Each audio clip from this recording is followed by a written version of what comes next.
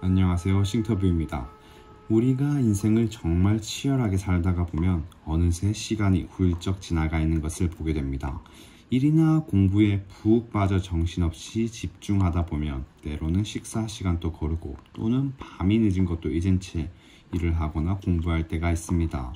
우리 수험 시절을 되돌아보면 정신없이 공부하다가 집으로 가는 길이며 어느새 밖이 어두컴컴해져 있고 이렇게 무수한 밤을 반복하게 됩니다.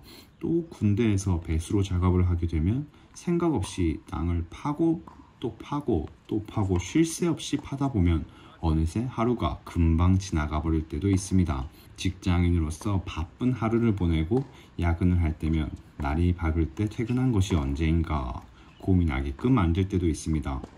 그러다가 문득 나는 무엇을 위해 이렇게 열심히 살아가고 있는 것인지 스스로 질문을 하게 됩니다. 사람들 말에는 인생에는 뒤도 돌아보지 않고 달려야 할 시점이 있다고 합니다. 20대 넘치는 힘과 의욕을 통해 앞으로 보고 달려야 다른 사람들에게 뒤처지지 않는다고 생각을 합니다.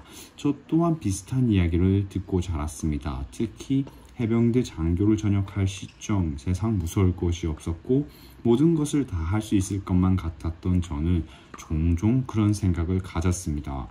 나는 젊음과 열정이 있는데 어느 방향으로 어떻게 살아가야 할지 모르겠다. 만약 나아가야 할 방향만 정해진다면 뒤도 안 돌아보고 앞만 보고 달려갈 수 있는데 라는 생각을 했습니다.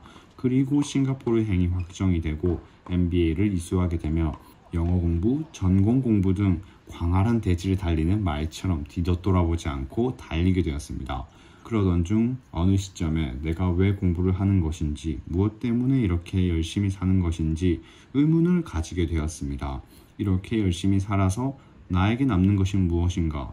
과연 나는 행복한 삶을 살고 있는 것인가? 복합적인 질문에 스스로 슬럼프에 빠지게 되고 갑작스레 한국으로 들어가야 하지 않을까라는 생각에 사로잡히기도 하였습니다. 쉬어야 할 시점에 쉬지 않고 제 몸을 기계처럼 쉼없이 굴리다 보니 삶에 대한 회의가 들었던 것입니다. 적당한 시점에 내가 있는 위치를 되돌아보며 여태까지 이뤄왔던 것들에 대해 감사하고 나 스스로에게 칭찬을 하며 보상을 해주었어야 했는데 마치 24시간 쉬지 않고 돌아가는 기계처럼 나를 혹사시켰던 것 같습니다. 다행히 시간을 내어 여태까지 해왔던 것들에 대해 되돌아보며 충전의 시간을 가지게 되었습니다. 혼자서 조용한 카페에 앉아 내가 여태까지 생각했던 것보다 많은 것들을 이루었음에 스스로 칭찬을 하니 아주 자존감이 높아졌습니다. 그리고 현재까지 이뤄왔던 것을 바탕으로 10년, 20년 후 내가 나아가고 싶은 방향을 위해 단기적으로 어떤 부분에 초점을 맞춰야 할지 고민하고 리서치를 하니 삶의 방향성이 좀 더 명확해지고 뚜렷하게 보였습니다. 슬럼프를 극복하게 되고 다시 삶에 대한 자신감이 차오르며 에너지가 넘치고 희열이 느껴지기 시작했습니다. 다시 달릴 수 있게 된 것입니다. 기계도 일정 시간 돌린 후 잠깐의 유휴 시간이 필요합니다. 쉬지 않고 장비가 돌아가게 되면 어느 시점에 과열로 고장이 나버리기 때문입니다. 잠깐의 멈춤으로 장비를 더 오랫동안 유용하게 사용할 수 있습니다. 경작지도 7년째 되는 해 쉬게 하면 다음 해에 더 맛있고 풍성한 곡식을 거둘 수 있습니다. 사람 또한 마찬가지입니다. 바쁜 삶 속에서 잠깐의 휴식을 통해 더 가치 있고 풍성한 삶을 오랫동안 유지할 수 있습니다. 마치 하나님께서 세상을 만들기 위해 6일간 일하고 7일째 되는 날은 안식일로 쉬신 것처럼 우리는 휴식을 통해 자신을 되돌아보고 더 나은 삶을 만들어갈 수 있습니다. 코로나가 발발한 이후 3년간 한국을 가지 못했었습니다. 그리운 가족과 친구들이 보고 싶어질 무렵 마침 3년 만에 한국을 방문할 수 있게 되었고 절친과 제주도 우정여행을 계획하게 되었습니다. 그 친구가 본인의 버킷리스트 중 하나인 제주도 한라산을 등반해보고 싶다고 이야기를 했습니다. 친한 친구의 바람이기에 오랜만에 만난 친구의 반가움에서인지 저는 흔쾌히 등반을 하자고 했습니다. 제주도 일정을 길게 잡을 수 없었던 터라 당일 새벽 6시 비행기로 부산에서 제주도로 이동해 바로 등반을 준비하였습니다. 하지만 일정이 지체되어 계획했던 오전 9시 등반 시작은 1시간이 늦춰졌으며 관리사무소로부터 오후 1시까지 산 중턱의 대피소로 돌파하지 못한다면 정상인 백록담에 올라갈 수 없을 것이라는 청천벽력과 같은 이야기를 들었습니다. 그때부터 저와 친구는 부랴부랴 산을 등반했습니다. 아니, 산을 뛰면서 올라갔습니다. 정말 정신없이 등반을 하며 어느새 오전 12시 30분경 가까스로 대피소를 돌파하였습니다. 하지만 한라산을 둘러보고 즐기는 산행이 아닌 그저 막노동을 한 느낌이었습니다. 대피소를 돌파한 이후 정상인 백록담을 둘러본 후 여유를 가지며 하산을 하였습니다. 천천히 발걸음을 옮기며 주변을 둘러보니 한라산의 아름다움을 뒤늦게 볼 수 있게 되었습니다.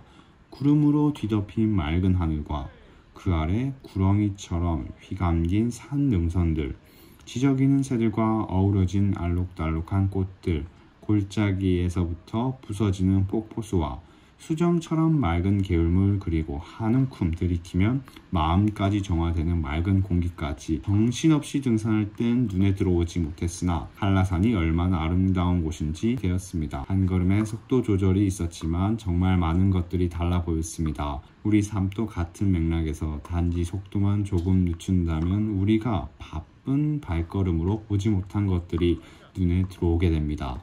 이것은 삶의 쉼이 되고 우리가 삶에서 더 가치 있는 것들을 다시 되돌아볼 수 있도록 만들어줍니다. 또 멀리 나아가기 위해 재충전의 시간이기도 합니다. 이보 전진을 위한 일부 후퇴입니다. 그렇다면 이 쉼이라는 기간 동안 재충전을 위해 무엇을 해야 할까 고민해 보았습니다. 무언가 의미 있는 것을 하기보다는 자신이 가장 편하게 쉴 수 있는 자세로 호흡을 가다듬을 수 있다면 어떠한 것이든 괜찮습니다. 나의 에너지를 소비시키는 행동으로부터 멀어질 수 있다면 충분합니다. 예를 들어 낮잠을 자거나 외부의 소리와 멀어질 수 있는 곳으로 나를 이동시키는 것도 좋습니다.